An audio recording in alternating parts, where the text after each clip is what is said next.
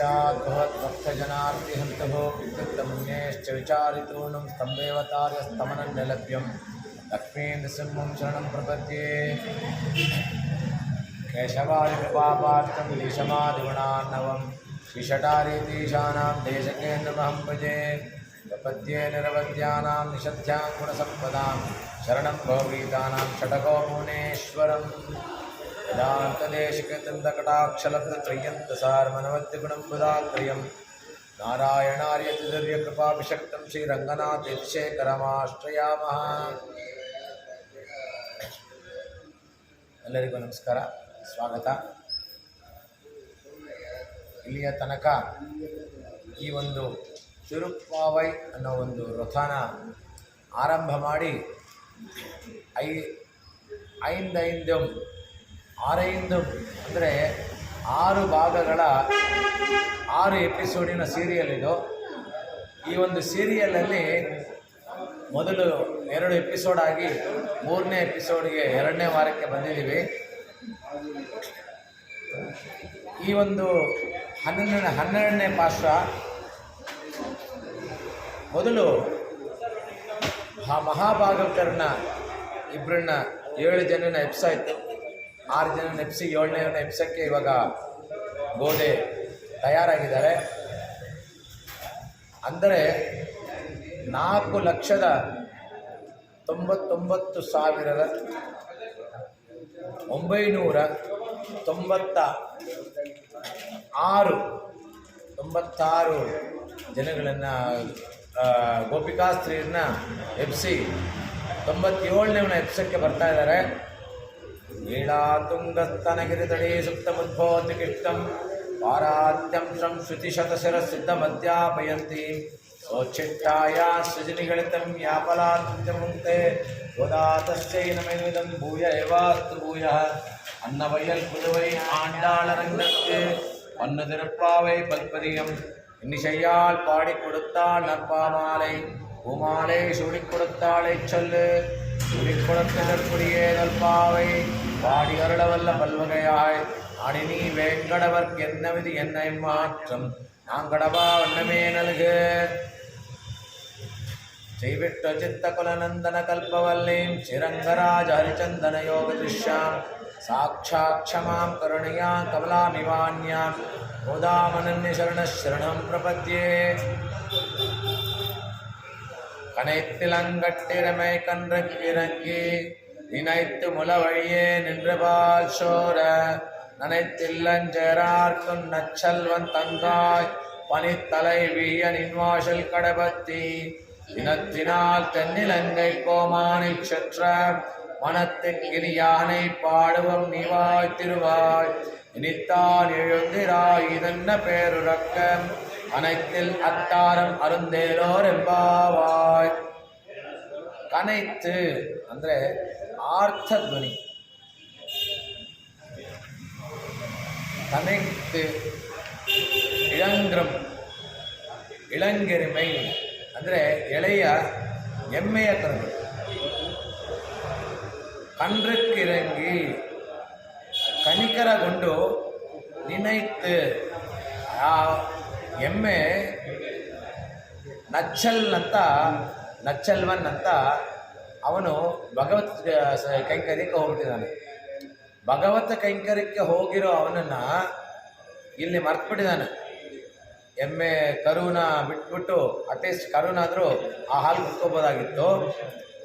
ಆ ಕರು ಬಿಟ್ಟಿಲ್ಲ ಅಂತ ಆ ಎಮ್ಮೆ ಏನು ಮಾಡುತ್ತೆ, ಕಣ್ರಕ್ಕಿರಂಗಿ ಅಂದರೆ ಕನಿಕರಗೊಂಡು ಆ ಎಮ್ಮೆ ನಿಂತ ಜಾಗದಲ್ಲೇ ಕೆಚ್ಚಿಲ್ ತುಂಬೋಗ್ಬಿಟ್ಟಿದೆ. ನಿಂತ ಜಾಗದಲ್ಲೇ ಆ ಕರುವನ್ನು ನೆನೆಸ್ಕೊಂಡು ನಿನೈತ್ ಮುಳವಡಿಗೆ ನಿಂದ್ರಪಾಲ್ ಶೋರ, ನಿಂತ ಜಾಗದಲ್ಲೇ ಕೆಚ್ಚಿನ ಮೂಲಕ ಹಾಲು ಹಂಗೆ ಸುರಿತಾ ಇದೆ. ಆ ಹಾಲು ಸುರಿದ್ಬಿಟ್ಟು ಅಲ್ಲಿರೋ ಜಾಗ ಎಲ್ಲ ಕೆಸರಾಗ್ಬಿಟ್ಟಿದೆ. ನಿಂದ್ರಪಾಲ್ ಶೋರ ನನೈತಿಲ್ಲಂ ಸೇರಾರ್ಕಂ, ಆ ಒಂದು ಗೋಶಾಲೆ ಒಳಗಡೆ ಒಂಥರ ಕೆಸರಾಗ್ಬಿಟ್ಟಿದೆ. ನಚ್ಚಲ್ವಂತಂಗಾಯ್, ಎಲೆ ನಿನ್ನ ಅಣ್ಣ ಅಂತೂ ಭಗವತ್ ಕೈಂಕರ್ಯಕ್ಕೆ ಹೋಗಿದ್ದಾನೆ, ನೀನಾದರೂ ಎದ್ದು ಆ ಕರುನ ನೀನು ಬಿಡಬಾರ್ದ? ನಚ್ಚಲ್ ಮಂತಂಗಾಯ್ ಪನೈತ್ತಲೇ ವೀಯ. ನಮ್ಮ ಮೇಲೆ ಹಿಮ ಬೀಳ್ತಾ ಇದೆ, ಹಿಮ ಬೀಳ್ತಾ ಇದೆ. ಪನೈತ್ತಲೇ ವೀಯ ನಿನ್ವಾಶಲ್ ಕಡೆ ಬತ್ತಿ. ಆ ಒಂದು ಹಿಮ ಬೀಳ್ತಾ ಇದ್ರು ನಾವು ನಿಮ್ಮ ಮನೆ ಮುಂದೆ ಬಂದು ನಿಂತಿದ್ದೀವಿ. ಚಿನತ್ತಿನಾಳ್ ತೆನ್ನಿಲಂಗೈ, ಕೋಪದಿಂದ ಲಂಕಾಧಿಪತಿಯಾದ ರಾವಣನನ್ನು ಕೊಂದ ಮನತ್ತಿಕ್ಕಿನಿಯಾನೆ. ಮನಸ್ಸಿಗೆ ತುಂಬ ಆಹ್ಲಾದವಾದಂಥ ಕೊಡುವಂಥ ಶ್ರೀರಾಮ. ಮನತ್ತಿಕ್ಕಿನಿಯಾನೆ ಪಾಡುವಂ ನೀವಾಯ್ತಿರುವಾಯ್. ಅಟ್ಲೀಸ್ಟು ಕೃಷ್ಣನ್ ಬೇಡಮ್ಮ, ರಾಮನ ಒಂದು ಗುಣಗಾನ ಮಾಡೋದಕ್ಕೋಸ್ಕರ ನೀನು ಬಾಯಿ ತೆಗಿ. ಮನತ್ತಿಕ್ಕಿನಿಯಾನೆ ಪಾಡುವಂ ನೀನಾದಿರುವಾಯ್ ನಿನಿತ್ತಾನ್ எழுந்திராய். ಇನ್ಮೇಲಾದರೂ ಹೇಳು. ಇದನ್ನ ಪೇರು ರಕ್ಕಂ. ಇಷ್ಟೊಂದು ದೊಡ್ಡ ನಿದ್ರೆಣ ನಿನಗೆ? ಅನೈತಿಲ್ ಅತ್ತಾರಂ. ಎಲ್ಲ ಮನೆಯವರು ಅರ್ತ್ಕೊಂಡ್ಬಿಡ್ತಾರೆ ಏನಾಯಿತು ಅಂತ. ನೀನು ನಮ್ಮೊಡನೆ ಬಂದು ಈ ಕೃಷ್ಣನ ಒಂದು ಈ ರಥಕ್ಕೆ ಪಾಲ್ಗೊಳ್ಳು ಅಂತ ಕರೀತಾಳೆ. ಇಲ್ಲಿ ಆ ಒಂದು ನಚ್ಚಲ್ವನ್ನು ಕೃಷ್ಣನ ಕೈಂಕರ್ಯಕ್ಕೆ ಹೋಗ್ತದೆ. ಕೃಷ್ಣನ ಕೈಂಕರ್ಯಕ್ಕೆ ಹೋದಾಗ ಮೊದಲು ಅನುಷ್ಠಾನಗಳು ಮುಖ್ಯ, ಆಮೇಲೆ ದೇವ್ರ ಕೈಂಕರ್ಯ ಮಾಡಬೇಕು. ಹಾಗಿರುವಾಗ ಇವನು ಮರ್ತೆ ಹೆಂಗೆ ಹೋಗ್ತಾನೆ ಅಂತ ಪ್ರಶ್ನೆ ಬರುತ್ತೆ. ಆಗ ಹೇಳ್ತಾರೆ, ಒಂದು ಬಾರಿ ಪರಾಶರ ಭಟ್ರು ಹೇಳ್ತಾರೆ, ಶ್ರೀರಂಗದಲ್ಲಿ ಉತ್ಸವ ಬರುತ್ತೆ. ಉತ್ಸವ ಬಂದಾಗ ಕೈಂಕರ್ಯ ಮಾಡೋರು ಉತ್ಸವ ಎತ್ಕೊಂಡು ಹೋಗ್ತಾ ಇರ್ತಾರೆ. ಸೂರ್ಯಾಸ್ತ ಆಗುತ್ತೆ. ಸೂರ್ಯಾಸ್ತ ಆದಾಗ ಸಂಧ್ಯಾ ವಂದನೆ ಮಾಡಬೇಕು. ಸಂಧ್ಯಾ ವಂದನೆ ಮಾಡಿದ್ರೆ ಇಲ್ಲಿ ದೇವರು ಉತ್ಸವ ಎತ್ಕೊಂಡಿರ್ತಾರೆ, ಅದಕ್ಕೆ ಅಡ್ಡಿ ಆಗುತ್ತೆ. ಅವಾಗೇನು ಮಾಡೋದು? ಆಚಾರ್ಯರು ಹೇಳಿದ್ರಂತೆ, ನಿನ್ನ ಅನುಷ್ಠಾನಕ್ಕಿಂತ ದೇವರ ಕೈಂಕರ್ಯ ಮುಖ್ಯ, ದೇವರ ಕೈಂಕರ್ಯ ನಡೀಲಿ ಅಂತ ಹೇಳ್ತಾರೆ. ಇನ್ನೊಂದು ಬಾರಿ ರಾಮಾನುಜ ಶಿಷ್ಯರು ಹಾಲು ಕಾಯಿಸ್ತಾ ಇರ್ತಾರೆ. ಹಾಲು ಕಾಯಿಸ್ತಾ ಇದ್ದಾಗ ದೇವರು ರಾಮಾನುಜರ ಮನೆ ಹತ್ರ ಬರುತ್ತೆ. ರಾಮಾನುಜರ ಮನೆ ಹತ್ರ ಬಂದಾಗ ರಾಮಾನುಜರು ನಮಸ್ಕಾರ ಮಾಡ್ತಾರೆ. ನಮಸ್ಕಾರ ಮಾಡಿಬಿಟ್ಟು ಅವ್ರ ಶಿಷ್ಯರನ್ನು ಕರೀತಾರೆ, ದೇವ್ರ ಮನೆ ಮುಂದೆ ಬಂದಿದೆ, ಬಂದು ನೀನು ನಮಸ್ಕಾರ ಮಾಡು ಅಂತ. ನಾನು ಹಾಲು ಕಾಯಿಸ್ತಾ ಇದ್ದೀನಿ ಅಂತ. ಅದನ್ನು ಆಫ್ ಮಾಡಿಬಿಟ್ಟು ಬಂದು ನಮಸ್ಕಾರ ಮಾಡು ಅಂತ. ನಿಮ್ಮ ದೇವರು ನೀವು ನೋಡ್ಕೋ, ನನ್ನ ದೇವ್ರಿಗೋಸ್ಕರ ನಾನು ಕಾಯಿಸ್ತಾ ಇದ್ದೀನಿ, ನನ್ನ ದೇವರು ಹಸಿ ಇಡೋಕ್ಕಾಗಲ್ಲ ಅಂತ ಹೇಳ್ಬಿಟ್ಟು ಶಿಷ್ಯ ಹೇಳ್ತಾರೆ. ಅವ್ರ ದೇವರು ಅಂದರೆ ರಾಮಾನುಜ. ಅಂದರೆ ಭಾಗವತ ಕೈಂಕರ್ಯ, ಭಗವತ್ ಕೈಂಕರ್ಯ ಮತ್ತು ಭಾಗವತ ಕೈಂಕರ್ಯ ಇವೆರಡು ಬಂದರೆ ಮೊದಲು ಭಾಗವತ ಕೈಂಕರ್ಯ, ಆಮೇಲೆ ಭಗವತ್ ಕೈಂಕರ್ಯ. ಆ ರೀತಿ ಇಲ್ಲಿ ಹೇಳ್ತಾರೆ. ಆ ರೀತಿ ಹೇಳಬೇಕು ಅಂದರೆ ಇಲ್ಲಿ ನಚ್ಚಲ್ವನ್ ಏನು ಮಾಡ್ತಾನೆ, ಹಸುದು ಹಾಲು ಕರೆದ್ಬಿಟ್ಟು ಹೋಗ್ತಾನೆ. ಅಂದರೆ ಮೊದಲು ಭಾಗವತ ಕೈಂಕರ್ಯ ಮಾಡಿಬಿಟ್ಟ ಅವನು. ಈ ಎಮ್ಮೆದು ಬಂದು ನಿತ್ಯ ಅನುಷ್ಠಾನ. ನಿತ್ಯ ಅನುಷ್ಠಾನಕ್ಕಿಂತ ಮೊದಲು ದೇವರು. ಇವಾಗ ಮನೆಯಲ್ಲಿ ಅಮಾವಾಸ್ಯೆ ದಿವಸ ಎರಡು ಪದ್ಧತಿ ಇದೆ. ಒಂದು ದೇವರ ಕೈಂಕರ್ಯ ಮುಗಿಸಿ ಆಮೇಲೆ ಪಿತೃ ಕೈಂಕರ್ಯ ಮಾಡ್ತಾರೆ, ತರ್ಪಣಗಳು. ಕೆಲವರು ಪಿತೃ ಕೈಂಕರ್ಯ ಮೊದಲು ಮಾಡಿಬಿಟ್ಟು ಆಮೇಲೆ, ಯಾಕಂದರೆ ಪಿತೃಗಳು ಭಾಗವತರ ಕೈಂಕರ್ಯ ಮಾಡಿ ಆಮೇಲೆ ಭಗವಂತನ ಕೈಂಕರ್ಯ ಮಾಡ್ತಾರೆ. ಯಾವುದು? ಪಿತೃಗಳು ತರ್ಪಣ ಬಿಟ್ಟ ಮೇಲೆ ಆಮೇಲೆ ದೇವ್ರ ಕೈಂಕರ್ಯ. ಇಲ್ಲ, ಏನು ಮಾಡಬೇಕು ಅಂದರೆ ದೇವ್ರ ಕೈಂಕರ್ಯ ತಿರುವರಾಧನ ಎಲ್ಲ ಮಾಡಿಬಿಟ್ಟು ಶಾತ್ ಮರೆ ಮಾಡದೆ ಪಿತೃ ಕೈಂಕರ್ಯ ಮಾಡಿ ಆಮೇಲೆ ಆರತಿ ಮಾಡಿ ತೀರ್ಥ ತಗೋಬೇಕು. ಹಾಗೆ ಇಲ್ಲಿ ಆ ನಚ್ಚಲ್ವನ್ನು ಮೊದಲು ಭಾಗವತ ಕೈಂಕರ್ಯ. ಯಾಕಂದರೆ ಕೃಷ್ಣನ ಅಡಿಯಾರ್ ಹಸುಗಳು. ಸೊ ಅವನ ಪಾದದ ಕೆಳಗಡೆ ಹಸುಗಳು ಯಾವಾಗಲೂ ಇರುತ್ತೆ. ಆ ಹಸುಗಳ ಕೈಂಕರ್ಯ ಮಾಡಿ ಆಮೇಲೆ ಭಗವಂತನ ಕೈಂಕರ್ಯ ಮಾಡಿದ್ದಾನೆ, ಅದರಿಂದ ಇದರಲ್ಲಿ ತಪ್ಪಿಲ್ಲ ಅಂತ ಹೇಳ್ತಾರೆ. ಇನ್ನು ಆ ಆ ಒಂದು ಎಮ್ಮೆಗಳು ಆ ಕರುಗಳು ಬಿಟ್ಟಿಲ್ವಲ್ಲ, ಕರುಗಳಿಗೋಸ್ಕರ ಕನಿಕರ ಮಾಡ್ಕೊಂಡು ಅಲ್ಲೇ ಅದರ ಹಾಲು ಸುರಿಸೋದಕ್ಕೆ ಸ್ಟಾರ್ಟ್ ಮಾಡಿಬಿಡುತ್ತೆ.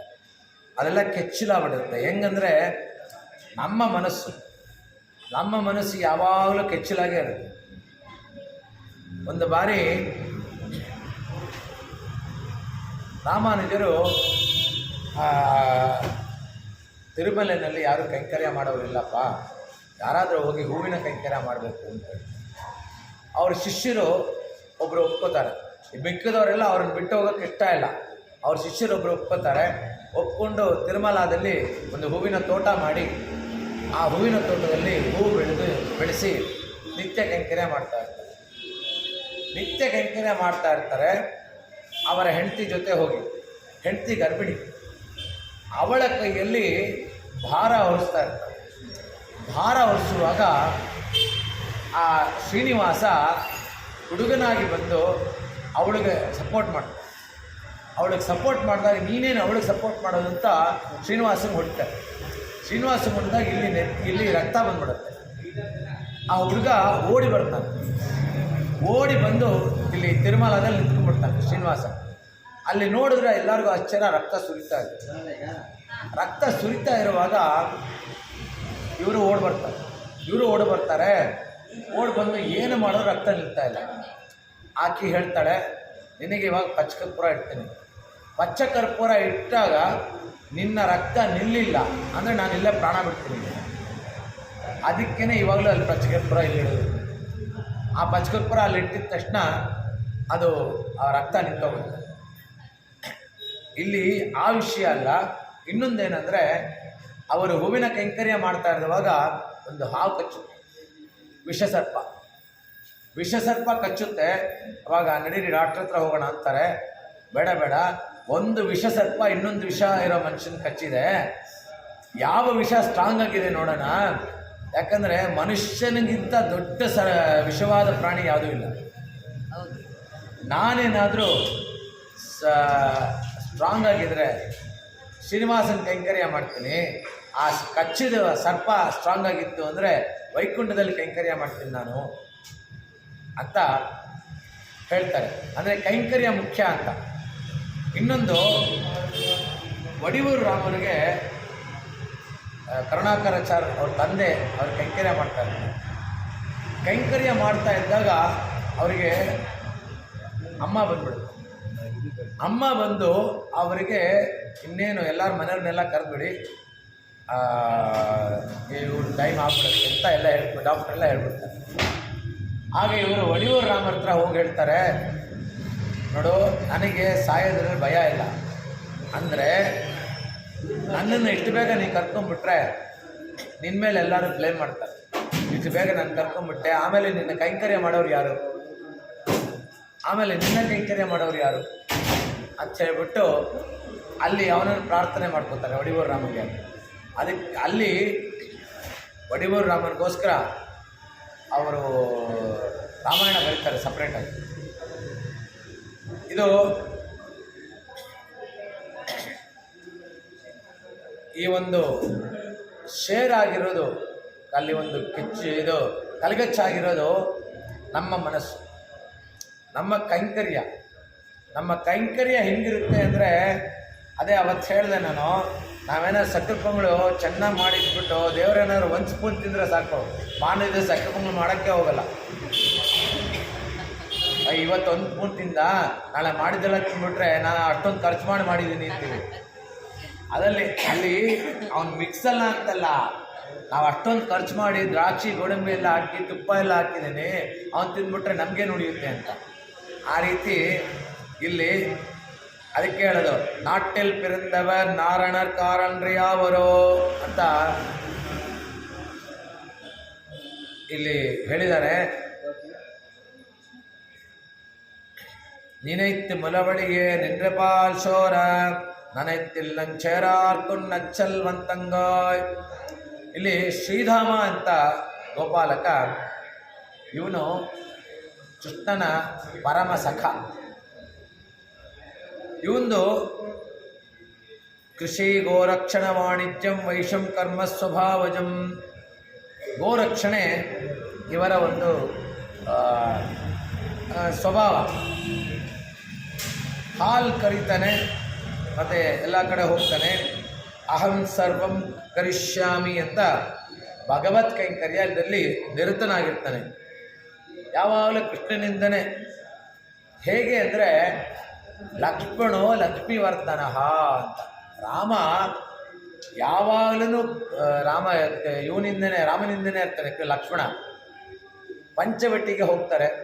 ಪಂಚವಟಿಗೆ ಹೋದಾಗ ರಾಮ ಹೇಳ್ತಾನೆ, ನಿನಗೆ ಮನಸ್ಸು ಹೆಂಗೆ ಬರುತ್ತೋ, ನನಗೆ ಹೆಂಗಿರಬೇಕು ಅಂತ ಅನಿಸುತ್ತೋ ಆ ರೀತಿ ಇಲ್ಲೊಂದು ಆಶ್ರಮ ಕಟ್ಕೊಳ್ತಾರೆ. ಲಕ್ಷ್ಮಣನ ಕಣ್ಣಲ್ಲಿ ನೀರು. ನನಗೇನಿದೆ, ನಿನಗೇನು ಬೇಕು ಹೇಳು ಅಂತ ಹೇಳ್ತಾನೆ. ಅವನು ಹೇಳ್ದೇನೆ ರಾಮನಿಗೆ ಹೆಂಗೆ ಒಂದು ಸಂಸಾರಿಯಾದ ಒಂದು ರಾಮ ಹೆಂಗೆ ಇರಬೇಕು ಆ ಥರ ಮನೆ ಕಟ್ತಾನೆ. ರಾಮ ಬಂದು ನೋಡಿದಾಗ ಹೇಳ್ತಾನೆ, ನಾನು ಅನಾಥ ಅಲ್ಲಪ್ಪ, ನೀನೇ ಅನಾಥ ಅಂತಾನೆ. ಯಾಕೆ ಅಂದರೆ ನನ್ನ ತಂದೆಯ ರೂಪದಲ್ಲಿ ನೀನಿದೆಯಾ, ನಿನ್ನ ತಂದೆ ದಶರಥ ಹೋಗ್ಬಿಟ್ಟ, ನೀನೇ ಅನಾಥ ಅಂತ. ಆ ಥರ ಇವನ ಕೈಂಕರ್ಯ ಪರಾಧೀನ ಲಕ್ಷ್ಮಣ. ಇಲ್ಲಿ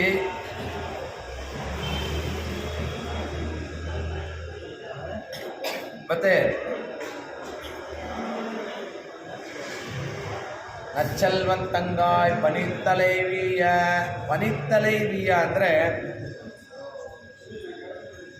ಹಿಮದ ಇದು ನಮ್ಮ ಮೇಲೆ ಬೀಳ್ತಾ ಇದೆ. ಅದು ನಾರ್ತ್ ಇಂಡಿಯಾದಲ್ಲಿ ಹಿಮ ವಿಂಟರ್ ತುಂಬ ಇದಾಗಿರುತ್ತೆ. ಪನಿತ್ತಲೈವೀಯ ನಿನ್ವಾಶಲ್ ಕಡೆ ಬದ್ದಿ ನಿನ್ನ ಬಾಗಿಲು ಮುಂದೆ ನಿಂತಿದ್ದೀವಿ. ರಾವಣೋ ನಾಮ ದುರ್ವೃತ್ತ ರಾಕ್ಷಸೋ ರಾಕ್ಷಸೇಶ್ವರ ತಸ್ಯಾಹ ಮನುಜೋ ಭ್ರಾತ ವಿಭೀಷಣ ನಿಷ್ಠುತಃ. ವಿಭೀಷಣ ಅವನು ನಾನು ರಾವಣನ ತಮ್ಮ ಅನ್ಕೋತಾನೆ.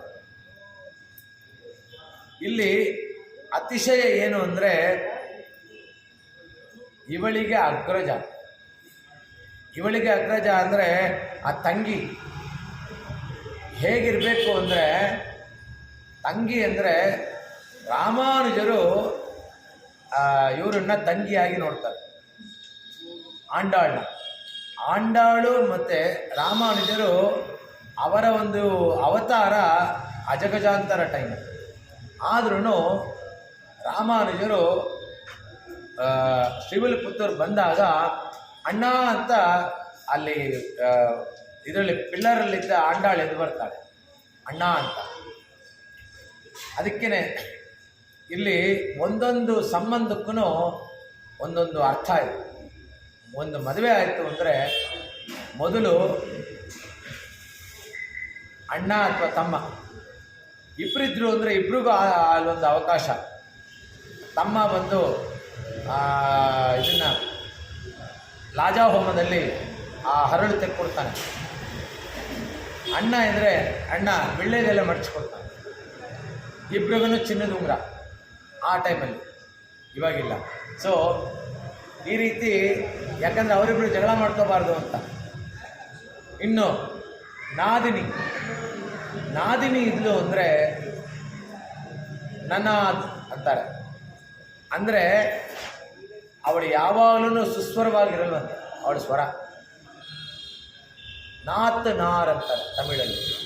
ಅಂದರೆ ನಾತ್ ಅಂದರೆ ವಾಸನೆ, ನಾರದು ಅಂದರೆ ದುರ್ವಾಸನೆ ಅಂತ ನಾದಿನಿಗೆ. ಈ ರೀತಿ ಮಾಡ್ತಾರೆ. ಅವಳಿಗೂ ಒಂದು ಅವಕಾಶ. ಅವಳು ನಾದಿನಿ, ಅವಳ ಕೂರಪಟ್ಟು ತಗೊಂಬರ್ತಾಳೆ, ಅವಳೇ ಉಳಿಸ್ಬೇಕು.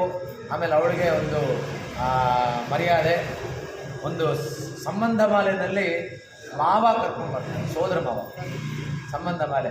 ಶಾಸ್ತ್ರದಲ್ಲಿ ಎಲ್ಲರಿಗೂ ಒಂದೊಂದು ಸ್ಥಾನ. ಇಲ್ಲಿ ಇವಳು ನೀನು ರಾವಣನ ತಂಗಿಯಾಗಿರ್ಬೇಡಮ್ಮ, ರಾವಣನ ತಂಗಿ ಶೂರ್ಪನಖ ಅವಳ ಥರ ಇರಬೇಡ, ಎದ್ದು ಬಾ. ನ ದೇವಲೋಕಾಕ್ರಮಣಂ ನಾಮರತ್ವಮಹಂ ಋಣೆ ಐಶ್ವರ್ಯಂ ವಾಪಿ ಲೋಕಾನಾಂ ಕಾಮಯೇ ನ ತ್ವಯಾ ವಿನಾ. ಸರಿ, ನಿನಗೆ ಕೃಷ್ಣ ಮಾಯಾವಿ ಅಂತ ಅನ್ನಿಸ್ತಾನೆ. ಕೃಷ್ಣ ಮಾಯಾವಿ ಅಂತ ಗೊತ್ತು, ಅವನು ಬೇಡ. ನಮಗೇನು ಯಾರು ಬೇಕು? ರಾಮನನ್ನು ಹೊಗಳೋಣ. ರಾಮಾಯಣ ಎಷ್ಟು ಶ್ರೇಷ್ಠ ಅಂದರೆ ಪರಾಶರ ಭಟ್ರು ಹೇಳ್ತಾರೆ, ಜೀವ ಸಂಜೀವಿನಿ ಅಂತಾರೆ. ಜೀವ ಸಂಜೀವಿನಿ ಅಂತ ರಾಮಾಯಣನ ಹೇಳಿದ್ರೆ ಯಾಕೆ ಅಂದರೆ, ಕಂಬರು ರಾಮಾಯಣ ಬರೀತಾರೆ. ರಾಮಾಯಣ ಬರೆದ ಮೇಲೆ ಶ್ರೀರಂಗದಲ್ಲಿ ಹೋಗ್ತಾರೆ. ಶ್ರೀರಂಗದಲ್ಲಿ ಶ್ರೀರಂಗನಾಥನ ಮುಂದೆ ಇಡ್ತಾರೆ, ನಾನು ರಾಮಾಯಣ ಬರೆದಿದ್ದೀನಿ, ಕಂಬ ರಾಮಾಯಣ ಬರೆದಿದ್ದೀನಿ ಅಂತ. ಆಗ ಹೇಳ್ತಾರೆ, ನಾವೆಲ್ಲ ಶ್ರೀವೈಷ್ಣವರಪ್ಪ, ನೀನು ಬರೆದಿರೋದು ಸರಿ ಅಂತ ಒಪ್ಕೊಂಡ್ಬಿಡ್ತೀವಿ, ಇದನ್ನು ಚಿದಂಬರಂ ತೊಗೊಂಡು ಹೋಗು. ಚಿದಂಬರಂ ತೊಗೊಂಡು ಹೋಗ್ತಾರೆ. ಚಿದಂಬರಂ ತೊಗೊಂಡು ಹೋದಾಗ ಅಲ್ಲಿ ಚಿದಂಬರೇಶ್ವರನ ಮುಂದೆ ಇಟ್ಟು, ಹೀಗೆ ರಾಮಾಯಣ ಬರೆದಿದ್ದೀನಿ, ಇದಕ್ಕೆ ಅಪ್ರೂವಲ್ ಬೇಕು. 5,000 ಜನ ಇರೋ ಜಾಗದಲ್ಲಿ ಅದು ಅಪ್ರೂವಲ್ ಆಗಬೇಕು ಅಂತ. 5,000 ದೀಕ್ಷಿತರು, 5,000 ದೀಕ್ಷಿತರು ಒಂದೇ ಜಾಗದಲ್ಲಿ ಇರುವಾಗ ಇನ್ನು ಇದನ್ನು ಪ್ರೆಸೆಂಟ್ ಮಾಡುವಂಥ. ತಿಂಗಳಾಯಿತು, 2 ತಿಂಗಳಾಯಿತು, 6 ತಿಂಗಳಾಯಿತು, ಆ ಥರ ಒಂದು ಸಮಯ ಬರಲೇ ಇಲ್ಲ. ಆ ಸಮಯ ಬರದೇ ಇರೋ ಟೈಮಲ್ಲಿ ಕಡೆ ಬಾರಿ ಅಲ್ಲಿ ದೇವ್ರ ಹತ್ರ ಹೋಗಿ ಕಂಬರು ಕೇಳ್ತಾರೆ, ನೋಡಪ್ಪ, ಇದೊಂದು ರಾತ್ರಿ ನಿನಗೆ ಕೊಡ್ತೀನಿ, ಈ ರಾತ್ರಿ ನೀನು ಇದಕ್ಕೆ ಒಂದು ಪರಿಹಾರ ಕೊಡಲಿಲ್ಲ ಅಂದರೆ ನಾನು ಬೆಳಗ್ಗೆ ಆತ್ಮಹತ್ಯೆ ಮಾಡ್ತೀನಿ ಅಂತ ಕಂಬರು ಹೇಳ್ತಾರೆ. ಆ ರಾತ್ರಿ ಮಲಗಿದಾಗ ದೇವರು ಬಂದು, ನೀನು ನಾಳೆ ಸ್ಮಶಾನದಲ್ಲಿ ಹೋಗಿ ನೋಡು ಅಂತಾರೆ. ಓಹೋ, ಇವನು ಡಿಸೈಡ್ ಮಾಡಿಬಿಟ್ಟಿದ್ದಾನೆ ದೇವರು, ನಾನು ಆತ್ಮಹತ್ಯೆ ಮಾಡ್ಕೊತೀನಿ, ಸ್ಮಶಾನಕ್ಕೆ ಹೋಗುವಂತ ಇದ್ದಾನೆ ಅಂತ ಹೇಳ್ಬಿಟ್ಟು ಅಲ್ಲಿ ಹೋಗ್ತಾರೆ. ಅಲ್ಲಿ ಹೋದರೆ ಒಬ್ಬ ಬಾಲಕ ಸರ್ಪ ಕಚ್ಚಿ ಸತ್ತೋಗಿರೋ ಟೈಮಲ್ಲಿ ಅಲ್ಲಿ ಎಲ್ಲ ದೀಕ್ಷಿತರು ಅಲ್ಲೇ ಇದ್ದಾರೆ. ಆ ಸಾವಿನ ಜಾಗದಲ್ಲಿ ಇವನು ನಾನು ರಾಮಾಯಣ ಕೊಡೋಕ್ಕಾಗುತ್ತಾನೆ ಅಂದರು. ವ್ರತ ತೊಗೊಂಡೋಗಿ ಕೊಡ್ತಾನೆ, ನಾನು ರಾಮಾಯಣ ಬರ್ತಿದ್ದೀನಿ ನೋಡಿ ಅಂತ ಕಂಬರ್ ಕೊಡ್ತಾರೆ. ಆಗ ನಿನ್ನ ರಾಮಾಯಣ ಇಲ್ಲಿ ಅಪ್ರ ಆಗಬೇಕು ಅಂದರೆ ಈ ಬಾಲಕನ್ನ ಮತ್ತೆ ಜೀವ ಬರುತ್ತಾರೆ. ಆ ರೀತಿ ಅಂದಾಗ ರಾಮಾಯಣ ಸ್ಟಾರ್ಟ್ ಮಾಡ್ತಾರೆ. ಮೊದಲು ಬಾಲಕಾಂಡ ಏನೂ ಆಗಲಿಲ್ಲ, ಅಯೋಧ್ಯಕಾಂಡ ಏನೂ ಆಗಲಿಲ್ಲ, ಅರಣ್ಯಕಾಂಡ ಏನೂ ಆಗಲಿಲ್ಲ, ಕಿಷ್ಕಿಂಧಾಕಾಂಡ ಏನೂ ಆಗಲಿಲ್ಲ, ಸುಂದರಕಾಂಡ ಏನೂ ಆಗಲಿಲ್ಲ, ಯುದ್ಧಕಾಂಡ ಆಯಿತು, ಅರ್ಧ ಯುದ್ಧ ಆಗ್ತಾ ಇದೆ, ಏನು ಪ್ರಯೋಜನ ಆಗಲಿಲ್ಲ. ಸರ್ಪಾಸ್ತ್ರ ಬಿಡ್ತಾನೆ ರಾವಣ. ಇಂದ್ರಜಿತ್ ಸರ್ಪಾಸ್ತ್ರ ಬಿಟ್ಟಾಗ ಇವರೆಲ್ಲ ಮೂರ್ಛೆ ಹೋಗ್ತಾರೆ. ಆಗ ಗರುಡ ಬರ್ತಾನೆ. ರಾಮಾಯಣದಲ್ಲಿ ಗರುಡ ಬರ್ತಾನೆ. ಗರುಡ ಬಂದು ಅವರ ಸರ್ಪಪಾಶನ ಬಿಡಿಸಿದಾಗ ಈ ಹುಡುಗ ಇದ್ದಿರುತ್ತೆ ಎತ್ಕೊತಾನೆ. ಅದಕ್ಕೇ ಜೀವ ಸಂಜೀವಿನಿ ಅಂತ ಪರಾಶರ ಭಟ್ರು ಹೇಳ್ತಾರೆ. ರಾಮಾಯಣ ಅನ್ನೋದು ಜೀವ ಸಂಜೀವಿನಿ ಅಂತ. ಅಲ್ಲಿಂದ ನೀನೇನು ನಾನು ನಿನ್ನ ಬುಕ್ಕು ಓದೋದೇ ಬೇಕಾಗಿಲ್ಲಪ್ಪ, ನಿನ್ನ ಒಂದು ಬುಕ್ಕು ಅಪ್ರೂವಲ್ ಸಿಗ್ಬೋದು. ಅಷ್ಟು ರಾಮಾಯಣ ಅನ್ನೋದು ಜೀವ ಸಂಜೀವಿನಿ. ಆ ಒಂದು ರಾಮನ ಅವತಾರ ಆಗಿರೋದ್ರಿಂದ ನೀನು ಆ ರಾಮನ್ನ ನಾವು ಗುಣಗಾನ ಮಾಡೋಣ ಬಾ ಅಂತ ಕೇಳ್ತಾರೆ. ಇನ್ನೊಂದರಲ್ಲಿ ಅಶೋಕವನದಲ್ಲಿ ಹನುಮಂತ ಮೇಲೆ ಕೂತಿರ್ತಾನೆ. ಕೂತ್ಬಿಟ್ಟು ಎಲ್ಲಿಂದ ಸ್ಟಾರ್ಟ್ ಮಾಡಲಿ, ಇವಳು ಸೀತೆ ಬೈ ಚಾನ್ಸು ಸಂಸ್ಕೃತದಲ್ಲಿ ಹೇಳಿದ್ರೆ ರಾವಣನಿಗೆ ಗೊತ್ತಾಗುತ್ತೆ, ಆಯಿತಾ. ಇನ್ಯಾವ ಭಾಷೆಯಲ್ಲಿ ಹೇಳೋದು ಅಂದರೆ ಅವಳು ಅವಾಗ ಇವನು ಅನ್ಕೋತಾನೆ ಹನುಮಂತ, ಅಗಸ್ತ್ಯರನ್ನ ಭೇಟಿ ಮಾಡಿ ಬಂದಿದ್ದಾರೆ, ಅಗಸ್ತ್ಯರಿಂದ ಇವರು ತಮಿಳು ಕಲ್ತ್ಕೊಂಡಿರ್ತಾರೆ, ತಮಿಳು ರಾಮಾಯಣದಲ್ಲಿ ಹೇಳೋಣ ಅಂತ ಹೇಳ್ಬಿಟ್ಟು ಹನುಮಂತ ಹೇಳ್ತಾನೆ. ಅವ ನವವ್ಯಾಕರಣ ಪಂಡಿತ, ಹನುಮಂತ ನವವ್ಯಾಕರಣ ಪಂಡಿತ. ಆ ರೀತಿ ಇನ್ನೊಂದು ಪರಮಾತ್ಮನ ಭಕ್ತಿ ಹೇಗಿರಬೇಕು ಅಂದರೆ, ರಾವಣ ಲಕ್ಷ್ಮಣನ ಮೂರ್ಛೆ ಮಾಡ್ತಾನೆ. ಮೂರ್ಛೆ ಮಾಡಿ ಅವನನ್ನು ಲಂಕೆಗೆ ತಗೊಂಡು ಹೋಗಬೇಕು ಅಂತ ಪ್ರಯತ್ನ ಮಾಡ್ತಾನೆ. ಅವನ ಆದಿಶೇಷ ಅವತಾರ ಲಕ್ಷ್ಮಣ. 11 ಲೋಕ ಅವನ ತಲೆಯಲ್ಲಿರುತ್ತೆ. ಅವನನ್ನು ಎತ್ಕೊಂಡು ಬರೋಕ್ಕಾಗುತ್ತಾ? ಪ್ರಯತ್ನ ಪಡ್ತಾನೆ. ಅದಲ್ಲದೆ ಗರ್ವ, ಆ ಗರ್ವದಿಂದ ಎತ್ಕೊಂಡು ಬರೋಕ್ಕಾಗಲ್ಲ. ಅದಕ್ಕೋಸ್ಕರ ಅದೇ ಟೈಮಲ್ಲಿ ಹನುಮಂತ ಅವನನ್ನು ಅನಾಮತ್ತಾಗಿ ತೊಗೊಂಡೋಗಿ ಆ ಕಡೆ ತೊಗೊಂಡೋಗ್ತಾನೆ. ಇವನಿಗೆ ರಾವಣನಿಗೆ ಆಶ್ಚರ್ಯ, ಏನು ನಾನು ಇಷ್ಟೊಂದು ಪ್ರಯತ್ನ ಪಟ್ಟರು ಆಗಲಿಲ್ಲ, ಇವನು ಹಾಗೆ ತೊಗೊಂಡೋಗ್ತಾ ಇದ್ದಾನಲ್ಲ ಅಂತ. ಅಂದರೆ ಭಕ್ತಿ ಎಲ್ಲಿದೆಯೋ ಅಲ್ಲೆಲ್ಲ ಸರಾಗವಾಗುತ್ತೆ. ಮಹಾಭಾರತದಲ್ಲಿ ವನಪರ್ವದಲ್ಲಿ ಭೀಮ ಹೋಗ್ತಾ ಇರ್ತಾನೆ, ಏನಾದ್ರು ತೊಗೊಂಬರಕ್ಕೆ ಹೋಗ್ತಾ ಇರುವಾಗ ಆಂಜನೇಯ ಮಲಗಿರ್ತಾನೆ ವೃದ್ಧಾವಸ್ಥೆಯಲ್ಲಿ ಮಲಗಿರ್ತಾನೆ. ಇವನಿಗೆ ದುರಹಂಕಾರ ಭೀಮಂಗೆ, ಏ ಕಪಿ ಜಾಗ ಬಿಡು ಅಂತಾನೆ. ಆಗ ಅಯ್ಯೋ ನನಗೆ ವಯಸ್ಸಾಗ್ಬಿಟ್ಟಿದ್ದೆಪ್ಪ, ನನ್ನ ಕೈಲಿ ಹೇಳೋಕ್ಕೂ ಆಗಲ್ಲ, ನೀನೊಂದು ಕೆಲಸ ಮಾಡು, ಹೇಳೋಕ್ಕಾಗಲ್ಲ ಅಂದಾಗ ನಿನ್ನ ದಾಟ್ಕೊಂಡು ನಾವು ಹೋಗೋಕ್ಕಾಗಲ್ಲ, ಹೇಳು, ಹೋಗಲಿ ನೀನು ಬಾಲನರು ಸೈಡಿಗೆ ಇಟ್ಕೋ ಅಂತಾನೆ. ಆಗ ನನ್ನ ಕೈಲಿ ಆಗಲ್ಲಪ್ಪ, ಒಂದು ಕೆಲಸ ಮಾಡು, ನೀನೇ ಬಾಲನ ಸ್ವಲ್ಪ ಸೈಡಿಗೆ ಹಾಕಿ ನೀನೇ ಹೋಗು ಅಂತ. ಅವನಿಗೆ ಎಷ್ಟು ಪ್ರಯತ್ನ ಪಟ್ರೂ ಆಗಲ್ಲ, ಅಷ್ಟು ಪ್ರಯತ್ನ ಪಟ್ರೂ ಆಗಲ್ಲ. ಭೀಮ, ನನ್ನ ಕೈಲೇ ಆಗದೆ ಇರೋವಂಥ ನೀನು ಅಷ್ಟೊಂದು ಮಾಯಾವಿನ ನೀನು ಅಂತ ಹೇಳ್ತಾನೆ. ಆಮೇಲೆ ಅವನಿಗೆ ಗೊತ್ತಾಗುತ್ತೆ ಅವರ ಅಣ್ಣ ಇವನು ಅಂತ, ವಾಯು ಇದು ಅಂತ. ಅಲ್ಲಿ ಅವನು ನಮಸ್ಕಾರ ಮಾಡಿ ಮುಂದೆ ಹೋಗ್ತಾನೆ.